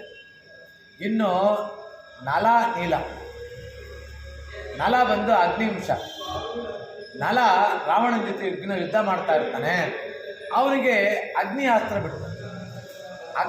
ಬಿಟ್ಟರೆ ನಲನಿಗೇನು ಪ್ರಯೋಜನ? ಅವನು ಮೊದಲೇ ಅಗ್ನಿಯವನು. ಆ ರೀತಿ ಯಾವ ಒಂದು ದೈವ ಸಂಕಲ್ಪ ಇದೆಯೋ ಅವರನ್ನು ಯಾರು ಏನು ಮಾಡೋಕ್ಕಾಗಲ್ಲ ಅಂತ. ಇವಾಗ ನೀವೊಂದು ಸಂಕಲ್ಪ ಮಾಡಿ, ಯಾವುದೋ ಒಂದು ಈ ರೀತಿ ವಿಚಾರ ಇದೆ ಅಂತ ನೀವು ಸಂಕಲ್ಪ ಮಾಡಿಕೊಂಡು ಅವನ ಮೇಲೆ ಕಂಪ್ಲೀಟಾಗಿ ನಂಬಿಕೆ ಇಟ್ಕೊಂಡ್ರೆ ಅವನು ಯಾವತ್ತೂ ನಿರಾಸೆ ಮಾಡಲ್ಲ. ಇಲ್ಲಿ ಮನತ್ತೆಕ್ಕಿನಿಯಾನೆ ಮನಸ್ಸಿಗೆ ಸುಖ ಕೊಡುವಂಥ ಶ್ರೀರಾಮನ ಒಂದು ಸ್ಮರಣೆ ಮಾಡೋಣ. ಮನತ್ತೆಕ್ಕಿನಿಯಾನೆ ಬಾಡುವಂ ನೀವಾಯುತ್ತಿರುವಾಯ್. ಅವನ ಒಂದು ಗುಣಗಾನ ಮಾಡೋಕ್ಕಾದ್ರೂ ನೀನು ಬಾಯ್ತೀವಿ. ಶ್ರೀಕೃಷ್ಣ ಅಂತ ಬೇಡ, ಅವನು ಮಾಯಾವಿ. ಸರಿ, ರಾಮನಾರ ಮಾಡೋಣ. ತನ್ನಿಲಂಗೆ ಕೋಮಾನಿ ಕ್ಷತ್ರ. ತೆನ್ನಿಲಂಗೆ ಅಂದರೆ ದಕ್ಷಿಣ ಭಾರತ, ದಕ್ಷಿಣದಲ್ಲಿರುವಾಗ ಒಂದು ಬಾರಿ ದೇಶಿಕರು ಬರೀತಾರೆ, ದಿಗ್ದಕ್ಷಿಣಾಭಿ ಪರಿಭಕ್ತಿಮ ಪುಣ್ಯ ಲಭ್ಯಾತ್ ಸರ್ವೋತ್ತರಾತವತಿ ದೇವಿ ಯಥಾವತಾರಾತ್ ಯತ್ರೈವ ರಂಗಪದಿನಾ ಬಹುಮಾನ ಪೂರ್ವಂ ನಿದ್ರಾಳನಾಭಿನಿಯತಂ ನಿಯತಾ ಕಟಾಕ್ಷಾಃ. ರಂಗನಾಯಕಿ ಕೇಳ್ತಾಳೆ, ಏನು ಯಾವಾಗಲೂ ದಕ್ಷಿಣ ದಿಕ್ಕು ನೋಡ್ತಾ ಇದೆಯಲ್ಲ ನೀನು, ಏನು ವಿಶೇಷ ಅಂತ. ಇವನು ನೋಡ್ತಾ ಇರೋದು ದಕ್ಷಿಣದಲ್ಲಿ ಆಂಡಾಳಿದಾಳೆ, ಆಂಡಾಳಿಗೆ ನೋಡ್ತಾ ಇದ್ದಾನೆ ಅಂತ ವ್ಯಾಖ್ಯಾನಕಾರರು ಹೇಳ್ತಾರೆ. ಆದರೆ ಅಲ್ಲಿ ಹೆಂಡತಿ ಜೊತೆ ಸ್ವಲ್ಪ ಸರಿಯಾಗಿ ಹೇಳಬೇಕಲ್ಲ. ಇಲ್ಲಮ್ಮ, ಅಲ್ಲಿ ವಿಭೀಷಣನ ಪ್ರತಿಷ್ಠಾಪನೆ ಮಾಡಿದ್ದೀನಿ, ರಾಜ ಮಾಡಿದ್ದೀನಿ, ಅವನು ಸರಿಯಾಗಿ ರಾಜ್ಯಭಾರ ಮಾಡ್ತಾ ಇದ್ದಾನೋ ಇಲ್ವಂತ ನೋಡಬೇಕು ಅಂತ ಹೇಳ್ಬಿಟ್ಟು ಆ ಕಡೆ ತಿಳ್ಕೊಂಡಿದ್ದಾನೆ. ಅದಕ್ಕೆ ಚಿನತ್ತಿನ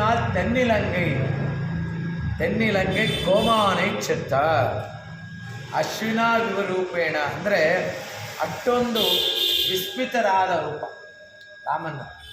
ರಾಮನ ರೂಪ ಯಾರಿಗೂ ಇಲ್ಲ. ಅವನನ್ನು ನೋಡಿ ಇದರಲ್ಲಿ ಲಕ್ಷ್ಮಿ, ಮೋಹಿನಿದು ನಿನ್ನ ಕತೆ ಹೇಳೋದನ್ನ ಇಲ್ಲ. ಲಕ್ಷ್ಮಿ ಕ್ಷೀರಸಾಗರ ಕಳೆದಾಗ ಲಕ್ಷ್ಮಿ ಬರ್ತಾಳೆ.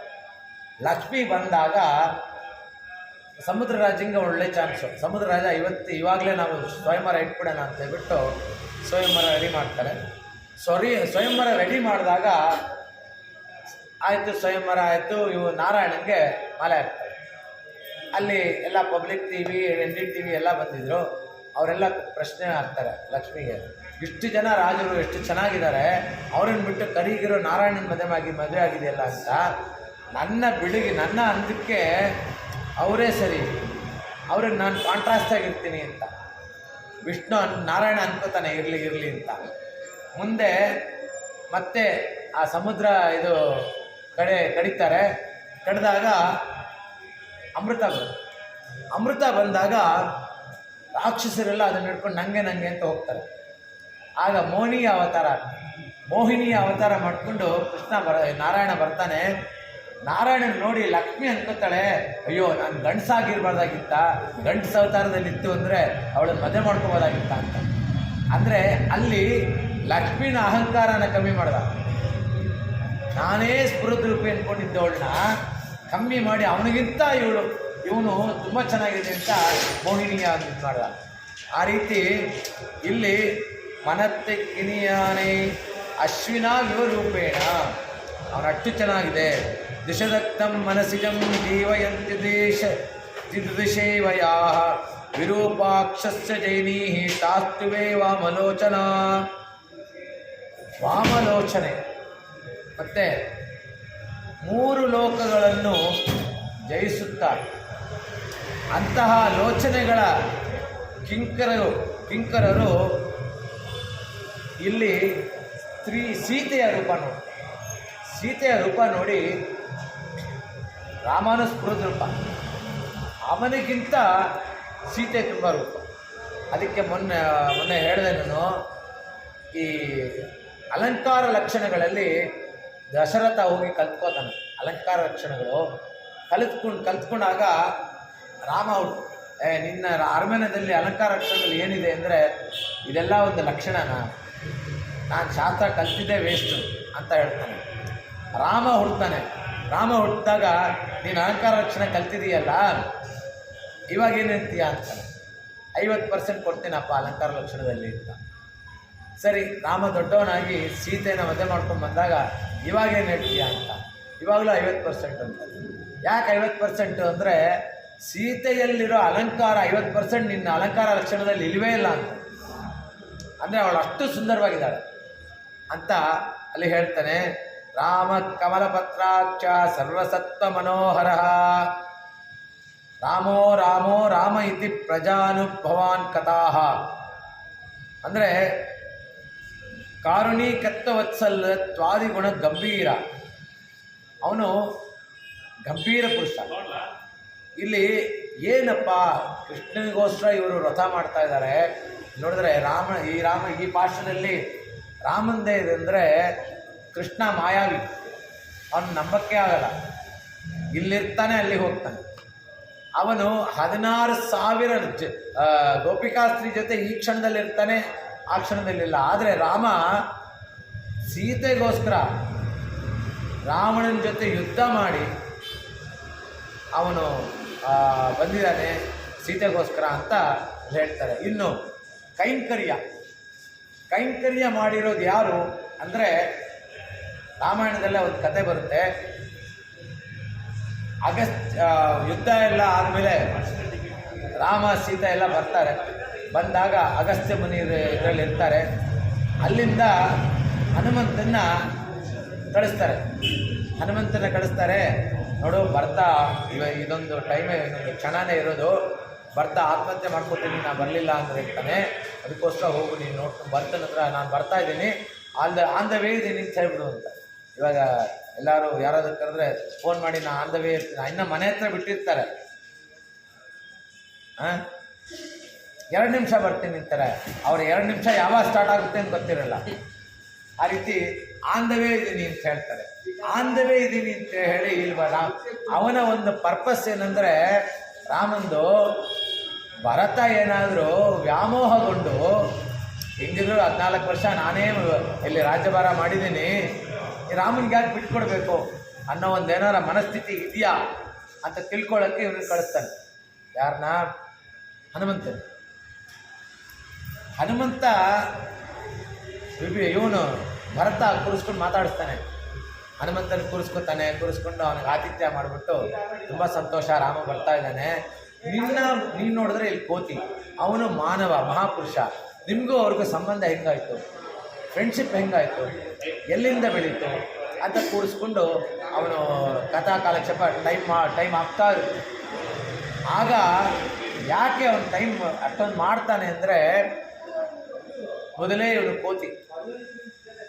ಇಲ್ಲಿ ರಾಮನ ಹತ್ರ ಹೋಗ್ಬಿಟ್ಟು ಬರ್ತಾ ಚೆನ್ನಾಗಿ ರಾಜ್ಯಭಾರ ಮಾಡ್ತಾ ಇದ್ದಾನೆ, ನೀನು ಹೋಗೋ ಅವಶ್ಯಕತೆ ಇಲ್ಲ ಅಂದ್ಬಿಟ್ರೆ ಅವನಿಗೆಲ್ಲ ರಾಜ್ಯಭಾರ ರಾಮಂಗೆ ಕೊಡಬೇಕು ಬರ್ತಾ, ಅದಕ್ಕೋಸ್ಕರ ಅವನನ್ನು ಅಲ್ಲಿ ಡಿಲೇ ಮಾಡ್ತಾನೆ. ಇವಾಗ ಯಾವುದೋ ಒಂದು ಮಾರ್ಕ್ಸ್ ಕಾರ್ಡ್ ಬರಬೇಕು, ಫೀಸ್ ಕಟ್ಟಿರಲ್ಲ ಪೂರ್ತಿ ಫೀಸು. ಅವಾಗ ನಾಳೆ ಕೊಡ್ತೀನಿ ಬಾಯ್ಬಿಟ್ಟು ಹೇಳಲ್ಲ ಏನು ಅಂತ, ನಾಳೆ ಕೊಡ್ತೀನಿ. ಆ ರೀತಿ ಅವನು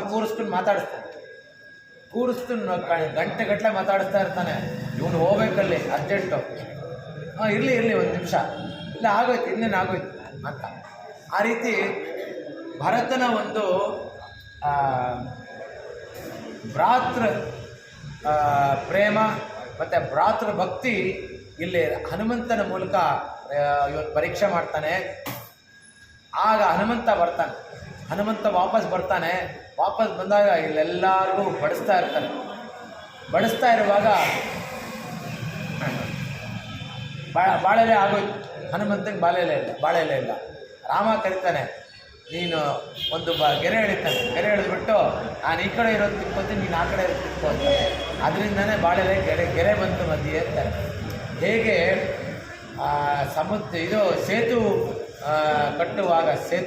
ಸೇತುವೆ ಕಟ್ಟುವಾಗ ಅಳಿಲು ತನ್ನ ಬಾಲದಿಂದ ಮಣ್ಣು ತೊಗೊಂಬಂತಂದಾಗ ಅದ್ರ ಮೇಲೆ ರಾಮ ಅದನ್ನು ಸವರಿದಾಗ ಹೇಗೆ ಅದರ ಮೇಲೆ ನಾಮ ಬಂತೋ ಅದೇ ರೀತಿ ಬಾಳೆಲೆನಲ್ಲಿ ಆ ಗೀರು ಬಂದಿದೆ ಅಂತ ಹೇಳ್ತಾರೆ. ಮನತ್ತೆ ಕಿನಿಯಾನೆ, ಮನಸ್ಸಿಗೆ ತುಂಬ ಹತ್ತಿರವಾದವನು. ಇದನ್ನ ಕುಲಶೇಖರ ಆಳ್ವಾರು ಹೇಳ್ತಾರೆ. ರಾಮ ಅವತಾರದಲ್ಲಿ ಮಾತ್ರ ಅಂದ್ರೆ ಚರಾಚರಂಗಳೇ ವೈಗುಂಧತ್ತೇತಿ ಅಡಲರವ ಪಗೆಯೇರಿ ಅಸುರ ತಮ್ಮೆವೆನ್ರಿ ಅಂತ ಹೇಳ್ತಾರೆ. ಅಂದರೆ ಎಲ್ಲ ಜೀವಜಂತುನು ಮೊದಲು ವೈಕುಂಠಕ್ಕೆ ಕಳಿಸಿ ಆಮೇಲೆ ತಾನು ರಾಮ. ಅದನ್ನು ಇಲ್ಲಿ ಹೇಳ್ತಾರೆ, ರಾಮ ಎಷ್ಟು ಸತ್ಯನಿಷ್ಠ ಅಂತ. ಹನುಮಂತಂಗೆ ಹೇಳ್ತಾನೆ, ಬಾ ಪುಷ್ಪಕಮಾನ 10 ಅಂತ. ಅದಕ್ಕೆ ಹೇಳ್ತಾನೆ, ಅಲ್ಲೋದ್ರೆ ನೀನು ರಾಮನಾಗಿರಲ್ಲ, ನೀನು ನಾರಾಯಣ ಆಗ್ಬಿಡ್ತೀಯ, ನನಗೆ ರಾಮನೇ ಬೇಕು ಅಂತ ಹೇಳ್ಬಿಟ್ಟು ರಾಮ ಮಾಡ್ಕೋತಾನೆ. ಹನುಮಂತ ಇಲ್ಲೇ ಇರ್ತಾನೆ. நாட்டில் பிறந்தவர் நாரணர் காலன்று யாவரோ, நாட்டில் பிறந்த படாதவன பட்ட மனுஷர்காய், நாட்டை நலியும் மரக்கரை நாடி தந்து தடிந்திட்டு நாட்டை இழுத்து செய்த நடந்தமை கேட்டுமே. ಅಂದರೆ ಯೋವಜ್ರ ಪಾತಾಶರಸನ್ನಿಪಾತಾನ್ನ ಚಚಾಲ ಚಕ್ಷೋಭ ಸರಾಮ. ಇದು ವಾಲ್ಮೀಕಿ ಇದರಲ್ಲಿದೆ. ರಾಮನ್ನ ಯಾರು ಶ್ಲಾಘನೆ ಮಾಡ್ತಾರೆ ಅಂದರೆ ಕೋತಿ ವಿಭೀಷಣ ಅವರೆಲ್ಲ ಅಲ್ಲ. ರಾಮನ್ನ ಶ್ಲಾಘನೆ ಮಾಡಿದ್ದು ಶೂರ್ಪನಖ, ಅವನ ಅಂದ ಶೂರ್ಪನಖ, ಮಂಡೋದರಿ, ಇವರೆಲ್ಲ ಬಂದು ರಾಮನಿಗೆ ಶ್ಲಾಘನೆ ಮಾಡ್ತಾರಂತೆ. ಇವನು ಹನುಮಂತ ರಾವಣನ ಆಸ್ಥಾನಕ್ಕೆ ಹೋಗ್ತಾನೆ. ಅವನು ಕರ್ಕೊಂಡು ಹೋದಾಗ ರಾವಣನ ನೋಡಿ ಆಶ್ಚರ್ಯ ಪಡ್ತಾನಂತೆ. ಎಷ್ಟು ಸುಂದರವಾಗಿದ್ದಾನೆ, ಎಷ್ಟು ಚೆನ್ನಾಗಿದ್ದಾನೆ. ಅವನೊಂದು ತಪ್ಪು ಮಾಡಲಿಲ್ಲ ಅಂದರೆ ಇವನು ಇಂದ್ರಕ್ಕೆ ಅಧಿಪತಿ ಆಗ್ತಾನೆ, ದೇವತೆಗಳೆಲ್ಲ ಅಧಿಪತಿ ಆಗ್ತಾನೆ. ಅವನು ಸೀತೆಯನ್ನು ತಗೊಂಡ್ಬಂದಿದ್ದು ಒಂದು ತಪ್ಪು ಮಾಡಲಿಲ್ಲ ಅಂದಿದ್ದರೆ ಇವನಿಗಿಂತ ಸುಂದರವಾದವನು ಯಾರೂ ಇಲ್ಲ. ಮಹಾಬ್ರಾಹ್ಮಣ ಅವನು, ಅಷ್ಟು ದೊಡ್ಡ ಬ್ರಾಹ್ಮಣ ಅವನು.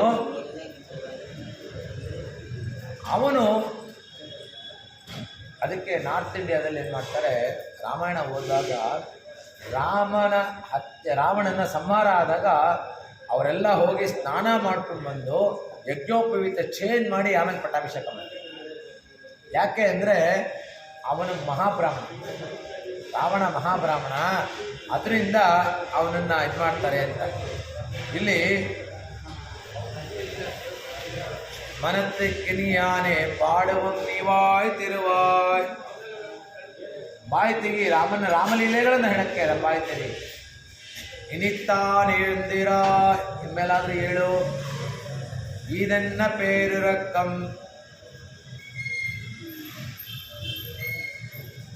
ಇನ್ನೊಂದೇನಂತಾರೆ, ಇವಳು ಸ್ವಾರ್ಥಿ ಆಗ್ಬಿಟ್ಟು ನಿದ್ದೆ ಮಾಡೋ ಥರ ಅವಳು ನಾಟಕ ಮಾಡ್ತಾ ಇದ್ದಾಳೆ.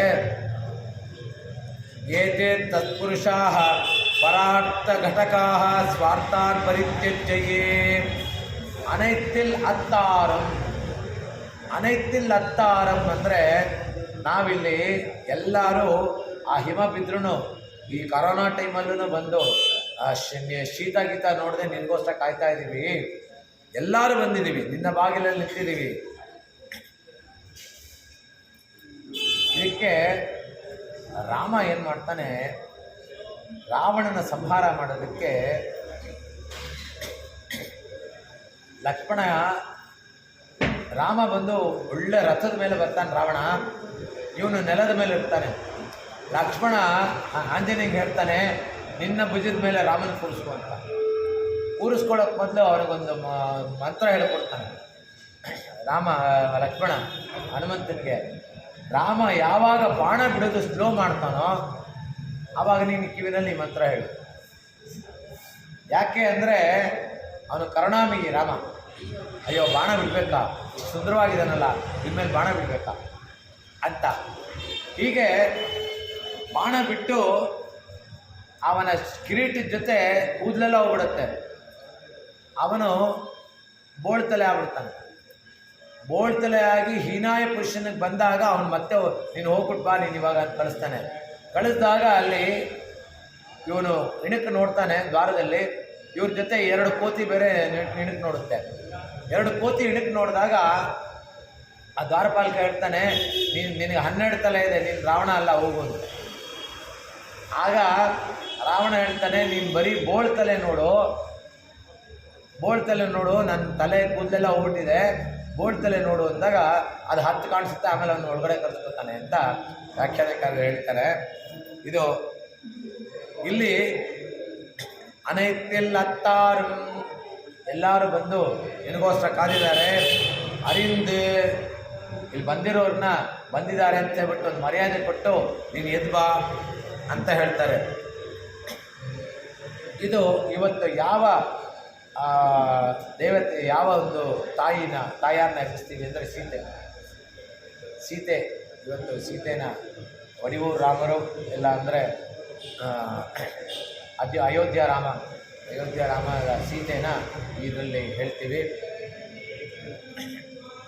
ನೀನೈತಿ ಮುಳವಡಿಯೇ ನಿಂದ್ರಪಾಲ್ ಶೋರ ಅಂದರೆ ಇಲ್ಲಿ ರಾಮ ವಿಭೀಷಣ ಶರಣಾಗತಿ ಮಾಡಿದಾಗ ಅವನಿಗೆ ಶರಣಾಗತಿ ಕೊಟ್ಟ. ಸೀತೆ ಅಲ್ಲಿ ರಾಕ್ಷಸರೆಲ್ಲ ನೀನು ಆತ್ಮಹತ್ಯೆ ಮಾಡ್ಕೊಂಡು ನೀನು ತಿಂದ್ಬಿಡ್ತೀನಿ ನಾನು ಅಂತೆಲ್ಲ ಹೇಳಿದವರು. ಅವ್ರನ್ನ ಅದು ಹನುಮಂತ ರಾವಣ ಹತ್ಯೆ ಆದಮೇಲೆ ಹನುಮಂತ ಸೀತೆನ ಕರ್ಕೊಂಬರಕ್ಕೆ ಹೋದಾಗ ಇವರನ್ನೆಲ್ಲ ಸಂಹಾರ ಮಾಡಿಬಿಡ್ಲ ಅಂತ ಹೇಳ್ತಾನೆ. ಆಗ ಇಲ್ಲ ಅವ್ರನ್ನೆಲ್ಲ ಅವ್ರೇನು ಮಾಡ್ತಾರೆ, ಅವರು ರಾಜನಿಷ್ಠೆನಲ್ಲಿ ಅವ್ರು ತೋರಿಸಿದಾರತ್ತೆ, ಅವ್ರದ್ದೇನು ತಪ್ಪಿಲ್ಲ, ಅವ್ರನ್ನೆಲ್ಲ ಕ್ಷಮಿಸ್ಬಿಡು ಅಂತ ಹೇಳ್ತಾಳೆ. ಅಂದರೆ ಶರಣಾಗತಿ ಮಾಡದೇ ಇದ್ದವ್ರನ್ನೆಲ್ಲ ಇವಳು ಇದು ಮೋಕ್ಷ ಕೊಟ್ಟಿದ್ದಾಳೆ. ಸೊ ಅದಕ್ಕೆ ಅವಳ ಒಂದು ಹೃದಯ ಅಷ್ಟೊಂದು ದೊಡ್ಡದು ಅಂತ ಹೇಳ್ತಾರೆ. ಹೇಗೆ ತರುಣ ಶಿಷ್ಯರಿಗೆ ಜ್ಞಾನ ಬೋಧನೆ ಮಾಡ್ತಾರಲ್ಲ, ಆಚಾರ್ಯರು ಅಷ್ಟೇ ತಮ್ಮಲ್ಲಿ ಜ್ಞಾನ ಇಟ್ಕೋಬಾರ್ದು, ಅದನ್ನು ವಿನಿಯೋಗ ಮಾಡಬೇಕು. ಆ ರೀತಿ ಆಹ್ಲಾದ ಶೀತ ನೇತ್ರಾಭೋ ಪುಲಕೀಕೃತ ಗಾತ್ರವ ಸದಾ ಪರಗುಣಾವಿಟ್ಟ ದೃಷ್ಟವ್ಯ ಸರ್ವದೇಹಿಭಿಃ ಪಂಕ ದಿಗ್ದುಸ್ತ ಜಟಿಲೋ ವರತಸ್ತ್ವ ಪ್ರತೀಕ್ಷತೆ ಸ್ಥೂಲಸ್ಥೂಲಾನಯನ ಮುಕ್ಕಳೈ ಬಿಭ್ರತೋ ಭೂತ್ವಿವೀನುನ. ಇದು ಭಗವದ್ಗುಣ ಅನುಭವ ನಮಗೆ ಎಷ್ಟು ಹರ್ಷ ಪ್ರಕರ್ಷವಾಗಿರುತ್ತೆ ಅಂದರೆ, ಅದು ನಿಜವಾದ ಒಂದು ಬಾರಿ ಭಗವಂತನ ಒಂದು ಅವತಾರದಲ್ಲಿ ನೋಡಿದ್ರೆ ಕಣ್ಣಲ್ಲಿ ನೀರು ಬರಬೇಕು. ಅವನು ಅಷ್ಟು ಚೆನ್ನಾಗಿದ್ದಾನಲ್ಲ ಅಂತ ಆನಂದ ಬಾಷ್ಪ ಬರಬೇಕು. ಆ ರೀತಿ ನಮ್ಮಲ್ಲಿ ಇದೆಯಾ ಅಂದರೆ ನಿಜವಾಗ್ಲೂ ಇಲ್ಲ. ನಾವು ಎಷ್ಟು ನಿಮಿಷ ಅವನು 1 ಸೆಕೆಂಡ್ ನೋಡ್ಬಿಟ್ಟು ಪ್ರಸಾದ ಏನು ಮಾಡಿದ್ದಾರೆ ಅಂತ ಏನು ಕೊಡ್ತಾರೆ ಅಂತ ನೋಡೋಗ್ತೀವಿ ನಾವು. ಇಲ್ಲ ಅಂದರೆ ಅಟ್ಟದ ಫೋನ್ ಬರುತ್ತೆ. ಆ ರೀತಿ ವನೆತ್ತಲೆವಿಯ ಅಂದರೆ ಸರ್ವ ವಿಧದ ಅಪರಾಧಗಳು ಅದನ್ನೆಲ್ಲ ನಮ್ಮ ತಲೆ ಮೇಲೆ ಇದ್ರೂ ಅದನ್ನು ಸ್ವರೂಪಾನುರೂಪ ಸದರ್ಥಗಳನ್ನು ಅರ್ಥಸಹಿತವಾಗಿ, ಅಂದರೆ ಒಂದು ಚೂರು ನಮ್ಮ ಪಾಪಗಳು ಇಲ್ಲದನ್ನೇ ತೊಳೆಯೋದು, ಅದನ್ನು ತೊಳಿತಾನೆ ಅಂತ. ಅನೈತಿಲ್ಲತ್ತಾರಂ ಸ್ವರೂಪ ಜ್ಞಾನ.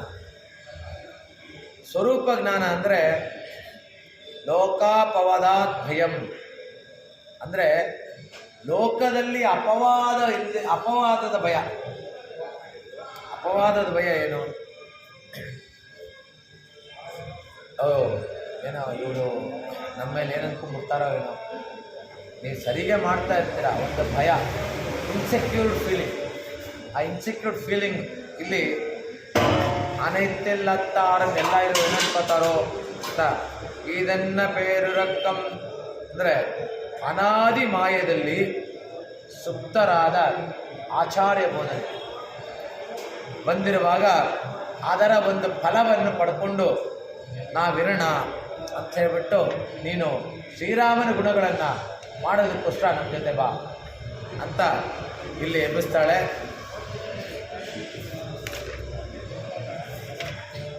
ಕನೈತ್ತಿಲಂಗಟ್ಟೆರೆಮೈ, ನೀವು ಹೇಳಿ ಇವತ್ತು. ಕನೈತ್ತಿರಂಗಟ್ಟೆರೆಮೈ கன்றுக்கிறங்கி நினைத்து முலவழியே நின்றபால் சோர அனைத்தில்லம் சேரார்க்கும்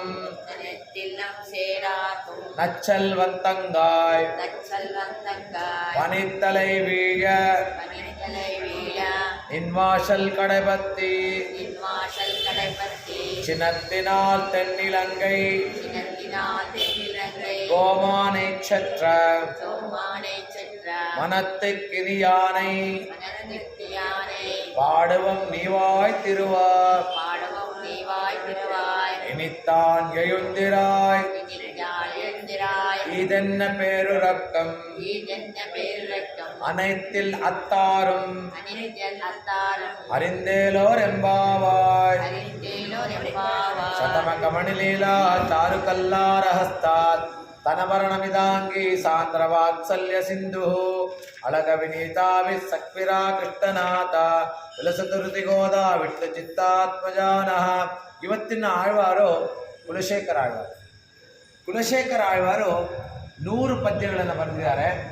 100 ಪದ್ಯದಲ್ಲಿ ರಾಮನೇ, ಪೂರ್ತಿ ರಾಮನೇ. ಮೊನ್ನೆ ಹೇಳಿದೆ, ದುಷ್ಯತೆ ಯಸ್ಯ ನಗರೆ ರಂಗಯಾತ್ರಾ ದಿನೇ ದಿನೇ ಅಂತ ಹೇಳ್ಬಿಟ್ಟು ಹೇಳ್ತಾರೆ. ರಂಗಯಾತ್ರಾ ದಿನೇ ದಿನೇ ಮಾಡ್ತಾ ಇರ್ತಾರೆ, ಮಾಡಬೇಕು ಅಂತ ಹೋಗ್ತಾರೆ ಅವರು, ಆಗಲ್ಲ. ಅಂಥದ್ರಲ್ಲಿ ಅವ್ರು ಹೇಳ್ತಾರೆ, ನನಗೆ ಈ ಐಶ್ವರ್ಯ ಎಲ್ಲ ನಶ್ವರ ಆಗಬೇಕು, ಐಶ್ವರ್ಯ ಎಲ್ಲ ಹಂಗೆ ಹಿಂಗೋಬೇಕು, ಅದಕ್ಕೇನಾದರೂ ಒಂದು ಉಪಾಯ ಕೊಡಿ ಅಂತ ಹೇಳ್ಬಿಟ್ಟು ಇದು ಶಾಸ್ತ್ರ ಹೇಳೋರ ಹತ್ರ ಹೋಗ್ತಾರೆ. ಹೋದಾಗ ಅವ್ರು ಹೇಳ್ತಾರೆ, ರಾತ್ರಿ ಹೊತ್ತು ಮಜ್ಜಿಗೆ ಕುಡಿ, ಮೊಸರು ಕುಡಿ, ರಾತ್ರಿ ಹೊತ್ತು ಮೊಸರು ಕುಡಿ, ಮತ್ತು ಮೈಗೆಲ್ಲ ಎಣ್ಣೆ ಹಚ್ಕೊಂಡು ಕಣ್ಣಾಡಿ ನೋಡ್ಕೋ ಅಂತ ಹೇಳ್ತಾರೆ. ಅದನ್ನೆಲ್ಲ ಮಾಡಿದ್ರೂ ಏನೂ ಆಗಲ್ಲ. ಯಾಕೆ ಅಂದರೆ ಯಾವಾಗಲೂ ದೇವ ನಿರತನಲ್ಲಿರ್ತಾರೆ. ದೇವರ ಕೈಂಕರ್ಯದಲ್ಲಿರುವವ್ರಿಗೆ ಯಾವುದನ್ನು ನಶಿಸಿ ಹೋಗಲ್ಲ. ಕಾಳಿದಾಸನಲ್ಲಿ ಒಂದು ಭೋಜರಾಜ ಮತ್ತು ಕಾಳಿದಾಸರ ಇಬ್ಬರು ತುಂಬ ಸ್ನೇಹ ಇರುತ್ತೆ. ಸ್ನೇಹ ಇದ್ದಾಗ ಭೋಜರಾಜ ಕಾಳಿದಾಸನ ಕೇಳ್ತಾನೆ, ನನ್ನ ಚರ್ಮಶ್ಲೋಕ ನಾನು ಬದುಕಿರುವಾಗ ಚರ್ಮಶ್ಲೋಕ ಕೇಳಬೇಕು ಅಂತ ಕೇಳ್ತಾನೆ. ಅವಾಗ ನಾನು ಬದುಕಿರುವಾಗ ಹೇಳೋಕ್ಕಾಗಲ್ಲ, ಸತ್ತೋದ್ಮೇಲೆ ನನಗೇನು ಗೊತ್ತಾಗುತ್ತೆ ಅಂತಾನೆ. ಅದಕ್ಕೋಸ್ಕರ ಸತ್ತಂಗೆ ನಾಟಕ ಮಾಡ್ತಾನೆ. ಅವಾಗ ಹೇಳ್ತಾನೆ, ಕಾಳಿದಾಸ ಇರಲ್ಲ, ಬರ್ತಾನೆ, ಅದ್ಯದಾರ ನಿರಾಧಾರ ನಿರಾಲಂಬ ಸರಸ್ವತಿ ಪಂಡಿತ ಖಂಡಿತ ಸರ್ವೇ ಭೋಜರಾಜೇ ದಿವಂಗತೆ ಅಂತ. ಆಗ ಭೋಜರಾಜ ನಿಜವಾಗ್ಲೂ ಸತ್ತೋಗ್ಬಿಡ್ತಾನೆ. ಸತ್ತೋಗಿ ಬಿದ್ದಾಗ ದೇವ್ರನ್ನ ಕೇಳ್ಕೊತಾನೆ ಕಾಳಿದಾಸ, ನನ್ನ ಜೀವದಲ್ಲಿ ನನ್ನ ಜೀವಕ್ಕೆ ಜೀವ ಆದ ರಾಜನಿಗೆ ನನ್ನ ಜೀವ ಕೊಡುವಂತ. ಆಗ ಒಂದು ಅಶರೀರವಾಣಿ ಬರುತ್ತೆ, ನೀನು ಹೇಳಿರೋ ಚರ್ಮ ಶ್ಲೋಕನ ರಿವರ್ಸ್ ಮಾಡಿ ಹೇಳು. ಆಗ ಹೇಳ್ತಾರೆ, ಅದ್ಯದಾರ ಸದಾಧಾರ ಸದಾಲಂಬಾ ಸರಸ್ವತಿ ಪಂಡಿತಾ ಮಂಡಿತಾ ಸರ್ವೇ ಭೋಜರಾಜೇ ಭುವಂಗತೆ ಅಂತ. ಅಂದರೆ ಮೊದಲು ಖಂಡಿತರಾದ ಪಂಡಿತರೆಲ್ಲ ಈಗ ಅವ್ರನ್ನ ಸನ್ಮಾನ ಮಾಡಿ, ಅವ್ರನ್ನ ಸನ್ಮಾನ ಮಾಡೋಕ್ಕೆ ನೀನು ಎದ್ಬರಬೇಕು. ಅದ್ಯದಾರ ಸದಾಧಾರ ಸದಾಲಂಬ ಸರಸ್ವತಿ, ಸದಾ ಸರಸ್ವತಿಗೆ ಪೂಜೆ ಮಾಡ್ಕೊಂಡು ಸರಸ್ವತಿನ ನೀನು ಯಾವತ್ತು ಮೇಲ್ಛಾವಣಿದಲ್ಲಿ ಇಟ್ಟಿದೆಯಲ್ಲ. ಪಂಡಿತ ಮಂಡಿತ ಸರ್ವೆ, ಅಲ್ಲಿ ಪಂಡಿತ ಖಂಡಿತ ಸರ್ವೆ, ಇಲ್ಲಿ ಮಂಡಿತ ಪಂಡಿತ ಮಂಡಿತ ಸರ್ವೆ. ಪಂಡಿತರನ್ನೆಲ್ಲ ನೀನು ಸನ್ಮಾನ ಮಾಡ್ತಾ ಇದೆಯಲ್ಲ, ಆ ಭೋಜರಾಜ ನೀನು ಎದ್ದೇಳು ಅಂತ. ಇದು ಯಾಕೆ ಇಲ್ಲಿ ಬಂತು ಅಂದರೆ ಭಗವಂತನ ಕೃಪೆ. ಭಗವಂತನಲ್ಲಿ ನಾವು ಏನು ಬೇಡಿದ್ರೂ ನಮ್ಮ ಬೇಡಿಕೆ ಸರಿ ಇತ್ತು ಅಂದರೆ ನಾವೇನು ಬೇಡ್ಕೊತೀವಿ. ಒಂದು ಎಕ್ಸಾಂಪಲು, ನಮ್ಮ ಒಂದು ಏನಾದರೂ ಒಂದು ಹೊಸ ವಿಚಾರ ಗೊತ್ತಾಗಬೇಕು ಅಂದರೆ ಎಲ್ಲರಿಗೂ ಗೊತ್ತಾಗಬೇಕು ಅಂತ. ಒಬ್ಬರು ಗೌರ್ಮೆಂಟ್ ನೌಕರಿನಲ್ಲಿ ಇರ್ತಾರೆ, ಅವ್ರಿಗೆ ಪ್ರಮೋಷನ್ ಬರುತ್ತೆ, ಪ್ರತಿ ದಿವಸ ಬಸ್ಸಲ್ಲಿ ಹೋಗ್ತಾ ಇರ್ತಾರೆ. ಪ್ರಮೋಷನ್ ಬರುತ್ತೆ, ಪ್ರಮೋಷನ್ ಬಂದಾಗ ಕಾರ್ ಮನೆ ಹತ್ರ ಬರುತ್ತೆ. ಕಾರ್ ಮನೆ ಹತ್ರ ಬಂದಾಗ ಡ್ರೈವರನ್ನು ಕರೆದು ಅವ್ರ ಹೆಂಡತಿ ಹೇಳ್ತಾರೆ, ಬಂದ ತಕ್ಷಣ ನೀನು 4 ಸಲ ಹಾರ್ನ್ ಮಾಡು, ಜೋರಾಗಿ ಹಾರ್ನ್ ಮಾಡು. ಸರಿ, ಡ್ರೈವರ್ ಬಂದು 4 ಸಲ ಜೋರಾಗಿ ಹಾರ್ನ್ ಮಾಡಬೇಕು. ಆ 4 ಸಲ ಜೋರಾಗಿ ಹಾರ್ನ್ ಯಾಕೆ ಮಾಡಬೇಕು ಅಂದರೆ ಅಕ್ಕಪಕ್ಕದಲ್ಲಿರೋರಿಗೆಲ್ಲ ಇವ್ರ ಸ್ಟೇಟಸ್ ಚೇಂಜ್ ಆಗಿದೆ, ಇವ್ರ ಸ್ಟೇಟಸ್ ಚೇಂಜ್ ಆಗಿದೆ, ಇವ್ರ ಕಾರ್ ಬಂದಿದೆ, ಎಲ್ಲರೂ ನೋಡ್ಕೊಳ್ಳಿ ಅಂತ. ಇದೇ ರೀತಿ ಆ ಒಂದು ನಮ್ಮ ಸ್ಟೇಟಸ್ಸು ಇವಾಗ ಯಾರೋ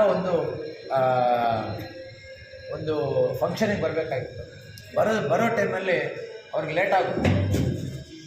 ಅವ್ರಿಗೊಂದು ಫೋನ್ ಬರುತ್ತೆ, ಪಕ್ಕದ ಮನೆಯವ್ರು ಹೇಳ್ತಾರೆ, ಅವರು ನೋಡಿ ಒಂದು ಫೋನ್ ಬಂತು, ನಾನು ನಮ್ಮ ಮನೇಲಿ ಹೊಸದಾಗಿ 65 ಇಂಚು ಟಿ ವಿ ಹಾಕಿದ್ದೀವಿ, ಅದರಲ್ಲಿ ಟಿ ವಿ ನೋಡ್ತಾ ಇದ್ದೆ, ಅದು ಹೊಸದಾಗಿ ಡಿಶ್ ಟಿ ವಿ ಬೇರೆ ಹಾಕ್ಸಿದ್ದೀವಿ, ಡಿಶ್ ಟಿ ವಿನಲ್ಲಿ ಏನೋ ಪ್ರೋಗ್ರಾಮ್ ಬರ್ತಾಯಿದ್ದು ನೋಡ್ತಾ ಇದ್ದೆ, ಮೊಬೈಲ್ ಬಂದು ಆ್ಯಪಲ್ ಮೊಬೈಲು ಫ್ರಿಡ್ಜ್ ಮೇಲೆ ಇಟ್ಬಿಟ್ಟಿದ್ದೆ, ಅದು ಅಲ್ಲಿ ಹೋಗೋಟ್ಟಿಗೆ ರಿಂಗೇ ಮುಗಿದೋಗಿತ್ತು ಅಂತ. ಅಂದರೆ ಇವ್ರ ಮನೇಲಿರೋ ವಸ್ತುಗಳೆಲ್ಲ ಗೊತ್ತಾಗಬೇಕು ನಮಗೆ.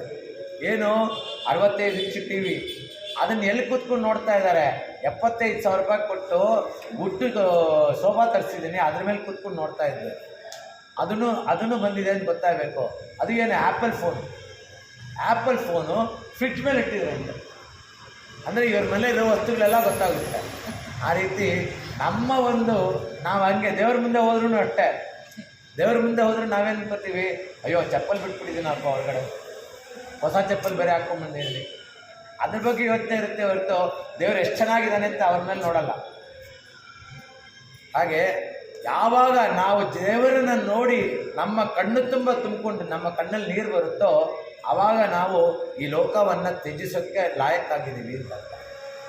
ಕವಿತಾರ್ಕಿಕ ಸಿಂಹಾಯ ಕಲ್ಯಾಣ ಗುಣಶಾಲಿನಿ ಶ್ರೀಮತೆ ವೆಂಕಟೇಶಾಯ ವೇದಾಂತ ಗುರುವೇ ನಮಃ. ಶ್ರೀಮತ್ ಶ್ರೀ ಗೋದಾಯೈ ನಮಃ.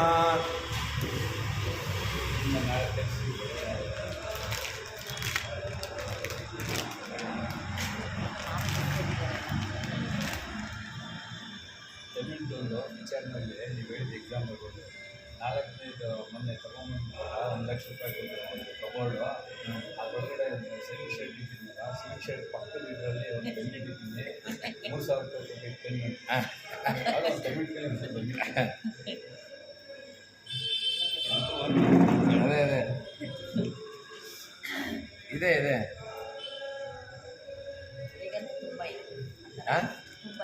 ಇದೆ ಸೆಲ್ಫ್ ಪ್ರೈಸಿಂಗ್ ತುಂಬ ಚೆನ್ನಾಗಿ, ತುಂಬ ಹೌದೌದು.